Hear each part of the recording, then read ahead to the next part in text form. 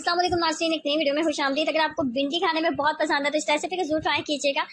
तो इसको बनाने के लिए सबसे पहले लेंगे 1/4 कप के करीब कुकिंग ऑयल, उसके अंदर 2 दरमियाने साइज के प्याज ऐड कर दूंगी। प्याज को फाइनली बहुत अच्छा सा चॉप होना चाहिए, बहुत बारीक होना चाहिए। तो आपने इसको सेंटर में से इसी के से आपने जो कट लगा लेने हैं। इसके अंदर 7 से 8 सबस मिर्चें ली थी, उनका फाइनली बहुत अच्छा सा पेस्ट बना लेंगे।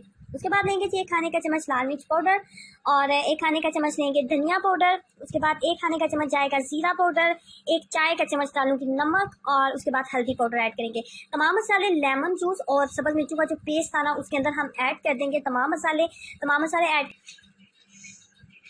इसी के से तमाम भिंडियों को हम फिल कर लेंगे। जहाँ पे 10 मिनट के लिए ढक्कन के साथ हम इसको कवर कर देंगे।